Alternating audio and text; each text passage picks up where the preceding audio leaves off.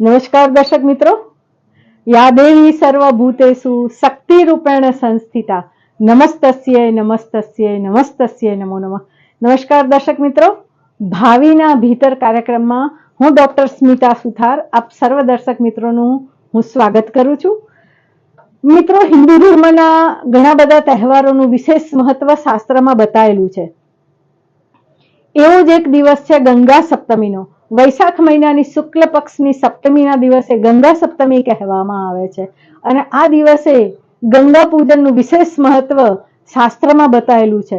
આ વર્ષે ગંગા સપ્તમી 14/5/2024 ને મંગળવારના દિવસે આવે છે અને એનો પુણ્યકાળ એટલે કે પૂજા કરવાનો સારામાં સારો સમય એટલે 11 કલાક ને 30 મિનિટથી લઈને 17 કલાક અને 54 મિનિટનો જે સમય છે પુણ્યકાળનો, એ ગંગા પૂજાનું વિશેષ મહત્વ આ સમય દરમિયાનમાં મળતું હોય છે।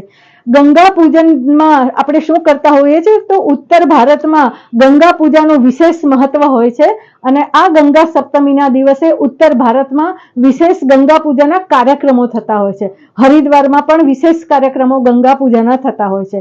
આ દિવસે ગંગા પૂજન કરવાથી પિતૃઓનો મોક્ષ થાય છે। મોક્ષ સપ્તમી પણ કહેવામાં આવે છે, માટે જો ગંગા પૂજન સપ્તમીના દિવસે કરવામાં આવે, પિતૃ તર્પણ જો ગંગા સપ્તમીના દિવસે કરવામાં આવે ને તો ઘણા શુભ ફળની પ્રાપ્તિ થતી હોય છે। મિત્રો, તો આની પૂજા કેવી રીતે કરવાની છે તો ગંગા નદીમાં સ્નાન કરવાનું છે। પૂજા અર્ચન ધૂપ દીપ અગરબત્તી પ્રસાદ કરીને ગંગા માતાનું નમન કરીને વંદન કરીને એને એક પૂજન કરીને ગંગાની આરતી કરવાની છે અને ગંગા ઉત્પત્તિની ગાથા ગાવાની છે। જો આ રીતે ગંગા પૂજન કરવામાં આવે ને તો વ્યક્તિના જીવનમાં જે પણ તકલીફો હોય છે ને એનો નાશ થાય છે, કારણ કે ગંગા એ પાપોનો નાશ કરનારવાળી મૈયા છે। ગંગાને નદી તરીકે નહીં પણ ગંગાને જો મૈયા તરીકે પૂજવામાં આવે ને તો આશીર્વાદ તમને જીવનમાં ભરપૂર પ્રમાણમાં મળતા હોય છે। અને શિવજીની જટામાંથી જ્યારે ગંગાએ પૃથ્વી પર અવતરણ કર્યું હતું એ ગંગા સપ્તમીનો દિવસ છે, માટે ગંગા સપ્તમીના દિવસે ગંગા પૂજાનું વિશેષ મહત્વ શાસ્ત્રમાં બતાવેલું છે। મિત્રો, જ્યારે તમે ગંગા પૂજનનું આટલું શુભ મહત્વ શાસ્ત્રમાં બતાવેલું હોય અને જો તમે ગંગા નદીના કિનારે જઈ શકતા નથી, ધૂપ દીપ અગરબત્તી સ્નાનાદિ કાર્યો જ્યારે તમે ગંગા નદીના કિનારે જઈને નથી કરી શકતા ને તો આ પૂજા તમે ઘરમાં પણ કરી શકો છો। તો મિત્રો, એને ઘરમાં પૂજા કેવી રીતે કરવાની છે? તમારે એક ચાંદીના કટોરીમાં કે સ્ટીલની વાટકીમાં તમારે એક ગંગાજળ ભરવાનું છે। એ ગંગાજળમાં તમારે ચંદનના છાંટા નાખવાના છે, સફેદ ચંદન, સફેદ ચંદનના છાંટા નાખવાના છે। ધૂપ દીપ અગરબત્તી પૂજા પ્રસાદ બધી સામગ્રી લઈને તમારે ગંગાની આરતી કરવાની છે। એ આરતી કર્યા પછી તમારે એક શ્રીફળ એટલે બિલ્વપત્ર લેવાનું છે। એ બિલ્વપત્રને સફેદ ચંદનથી 3 પાન પર તિલક કરવાના છે અને એ તમારે એ ઘરે જે પૂજા કરો છો ને એ વાટકીમાં તમારે મૂકી દેવાનું છે અને પછી ધૂપ દીપ અગરબત્તી કરીને ગંગાની આરતી કરવાની અને ગંગા ઉત્પત્તિની ગાથા ગાવાની। તો આ રીતે કરવાથી ગંગા પૂજન ઘરે બેઠા પણ કરી શકાય છે। તો જે હરિદ્વારમાં જઈને ગંગા પૂજન કરો ને એટલું જ વિશેષ ફળ તમને ઘરે બેઠેલી ગંગા પૂજાનું મહત્વ પણ તમને વિશેષ પ્રમાણમાં મળતું હોય છે।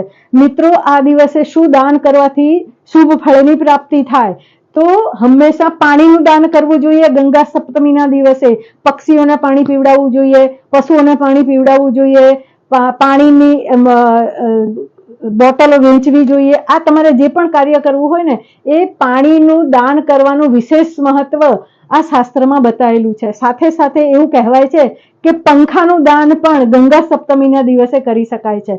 જ્યારે ઇલેક્ટ્રિકનો પંખો હોય કે કુલર હોય અથવા જ્યારે ઇલેક્ટ્રિક સપ્લાય ન હોય એવી જગ્યાએ ગામડાઓમાં પણ તમે હાથના પંખાને દાન તરીકે કોકને ગરીબને આપો ને તો શુભ ફળની પ્રાપ્તિ થતી હોય છે। મિત્રો, સાથે સાથે આપણે બીજા દાનની પણ વાત કરીએ ને તો ગરીબોને ચોખાનું દાન કરવું જોઈએ, ગરીબોને ખીર ખવડાવવી જોઈએ અને પાણીનું દાન કરવું જોઈએ। આ રીતે જો ગંગા સપ્તમીના દિવસે આવો સરસ શુભ મોકો જ્યારે આપણને મળ્યો હોય ને તો આ કાર્ય કરવાનું ભૂલાય નહીં। એ રીતે જે પણ ઉપાયો શાસ્ત્રમાં બતાવ્યા છે એ રીતે જો તમે, કારણ કે ગંગા મૈયા છે ને પાપોનો નાશ કરવાવાળી માતા છે અને માતાના જ્યારે ગંગા મૈયાના આશીર્વાદ ગંગા સપ્તમીના દિવસે મળે ને ત્યારે વ્યક્તિના જીવનમાં સોનામાં સુગંધ ભળે છે। તો આ ગંગા સપ્તમીના દિવસે આપણે આવા ઉપચારો કરીએ. દરેક મનુષ્ય પૃથ્વી પર જ્યાં જ્યાં છે ત્યાં ત્યાં ક્યાંક ને ક્યાંક એનાથી જાણતા અજાણતા ઈચ્છાએ અનિચ્છાએ ક્યાંક ને ક્યાંક પાપ કર્મ થયેલા જ હોય છે. તો આ ગંગા સપ્તમીના દિવસે તમે આ ઉપાયો કરવાથી, ગંગા પૂજન કરવાથી તમારા જીવનમાં જે પણ થોડા ઘણા ઈચ્છાએ અનિચ્છાએ થયેલા પાપ કર્મનો તમે નાશ કરી શકવાની એક ઉત્તમમાં ઉત્તમ તક તમારી પાસે આ ગંગા સપ્તમીના દિવસે એટલે કે 14/5/2024 ને મંગળવારના દિવસે આવી રહી છે. તો આ મોકો આપણે ગુમાવવાનો નથી. જય મહાદેવ.